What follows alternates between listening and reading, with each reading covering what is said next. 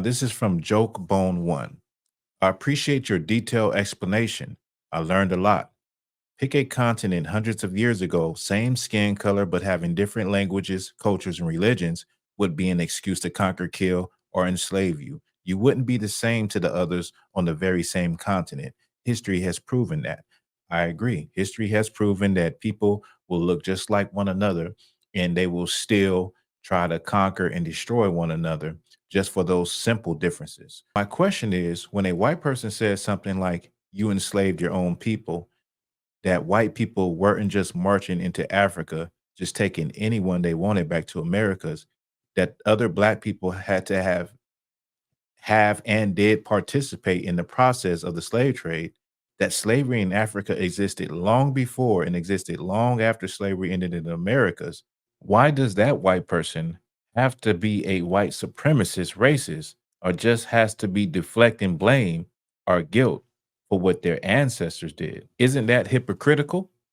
A huge majority of white people back in the day did not own slaves, didn't participate in the slave economy, didn't come over here to America until after the slave trade, even given the ability to own slaves, did not. Never lived in the area or time where slavery was legal. Their people never spoke English or integrated culturally until well after slavery. How are those legitimately different from the fact that although all Black Africans and Black enslavers did not know or identify with the Black Africans they enslaved to then sell and trade with the highest white people? Why are the Africans given that pass, but most, if not all, white people, no matter what the historical record shows, are painted with the ancestors of enslavers brush, that for them to point out historical facts, they are white supremacists and racists? From my experience, motives matter. In my day to day and in conversation, motives matter. Thank you for that comment. That was a lot. And I'm going to try to answer it to the best of my ability. Okay. Um, Now, first, what was said, and I'm just going to go piece by piece. Well, what you said is straight out, you thank me for how I broke things down, how I broke it down and explained that we wasn't the same people. He says, why is it that when a white person says the same thing that I said in that video, that Africans enslave Africans, or in this case, I believe, or my understanding is, Africans captured, kidnapped, fought wars with, and took people that wasn't culturally and ethnically them. And Black people that came on the transatlantic slave trade are Israelites, are the real Jews. We're different. We're Negroes. We're a different culture and ethnicity, even though we are a dark skinned race of people. And so you said when it comes to white people, when they say these same things, why are they looked at as white supremacists and racists? What you have to understand is, even though it may be similar, white supremacy and the way Black people have been treated in America has left a nasty taste in our mouth. And a lot of the things still happen to this day. The wounds of the transatlantic slave trade have not healed. I don't care who you are, how smart you are, and you think that Black people have gotten over 400 years of traumatic experiences every day. You're crazy. You're out your mind. Those wounds have not healed. In order for someone to even start to heal, they have to see justice brought upon the person that have wronged them. If a woman is sexually assaulted, you're basically killing that woman spiritually, right? You're doing more damage than the physical damage, because she has to live with that traumatic experience on a day-to-day basis from that one thing that happened that one day. And the only way for her to begin to feel as though normal again is to see the person that did that to her brought to justice, brought to their knees, and given the proper justice that they deserve. I can't say it for community centers. I can't say what I think should happen to a man that or woman that does that sexually assaults a child or a woman forcibly, violently, you're basically taking that person's soul and you're wounding them with a wound for life. But what would help them is for them to see you get the justice that you deserve swiftly. Well, black people ain't never seen that happen. Black people can barely get an apology. And so it's very fresh over here. You got to think about after slavery, you got to think about all of the towns that were burnt down by envious whites.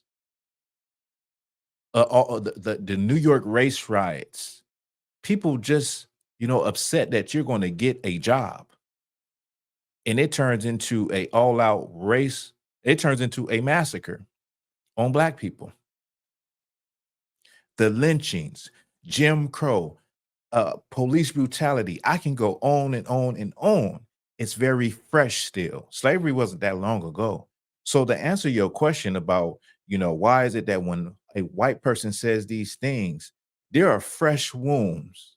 And sometimes they just need to be quiet. Sometimes it's okay not to say nothing. It's okay to have an opinion and just not add nothing to it.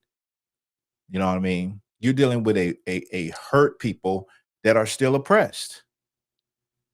And you have the nerve to take a stance and say something about something where your ancestors have not even paid for it. I mean, come on. Like if I do a crime, if Thawahgabar, goes and does a crime, I'm going to get caught. Trust and believe I'm going to get caught.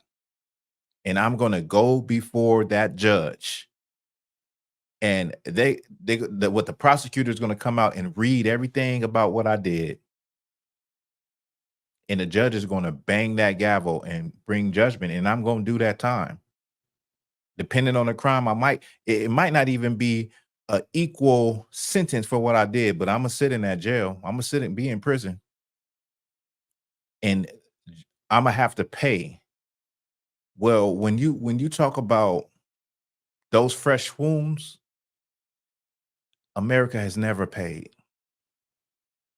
They have never have to sit before a judgment seat. America hasn't had to see that gavel bang down and that judgment, meaning that whatever that punishment is, that judgment to come. They haven't.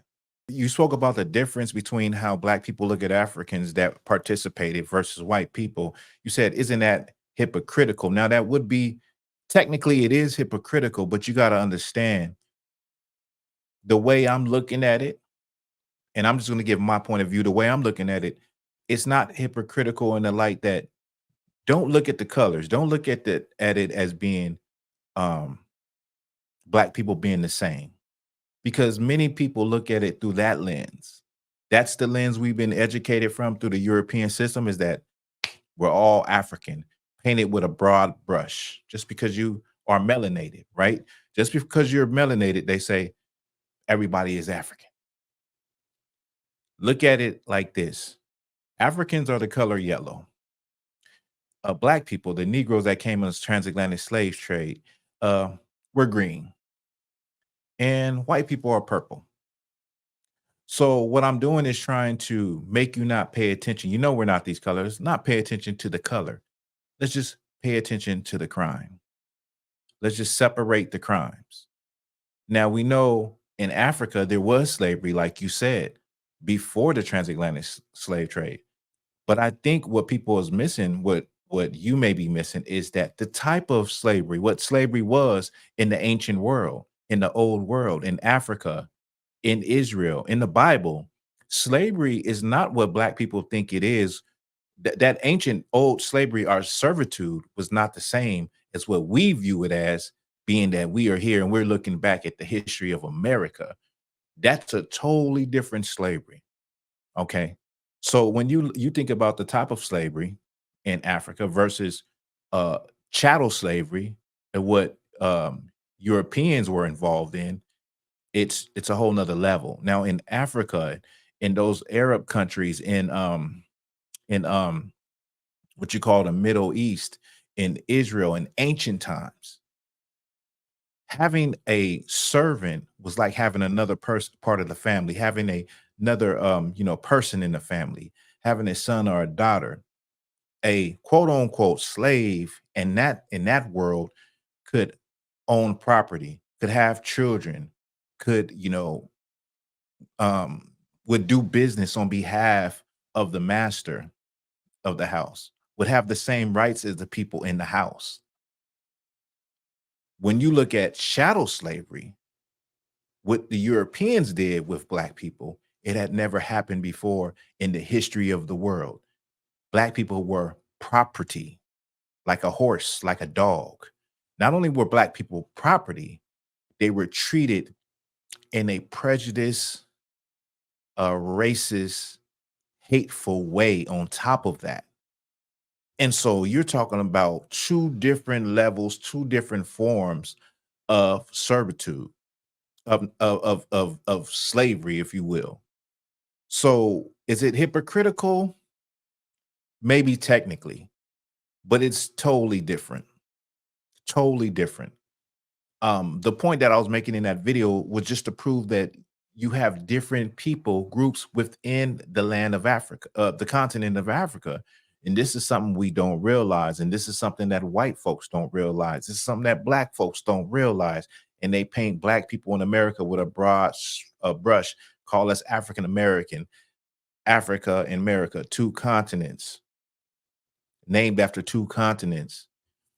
Even though we come from the continent, the point is that we wasn't the same. That was the whole point. But getting back to your question, is it hypocritical to absolve to not look at it the same? Technically it is. But in reality, they really wasn't the same. The Africans, although they are guilty, their reason was different than the Europeans' reasons and their motives and how they treated us once we were here. There's even stories of Europeans not understanding how somebody who is quote unquote uh, a servant or a slave have so many rights and have so much power because they looked at a slave as being less than, like how they treated us and how they still treat us today. Okay. I hope that answers your question. And let me just move on to, I believe, the last part of what you were saying. Maybe I'm skipping some of it. It says, yeah, you said, why are Africans given that past? And why are Africans given that past? And why they paint, you know, white people with the broad ancestors of enslavers brush? Well, you got to just look at the recent histories. It hasn't been that long. And you have to look at the uh, things that still happen to this day. And you have to understand this stuff is fresh in the memory. There are still people that are living that were picking cotton. This is fresh in the memory. What what happened um, in Africa is far and long gone. It's written about in books, but what happened here in America is very fresh in the memory. Those wounds are still open. I hope that answers your question.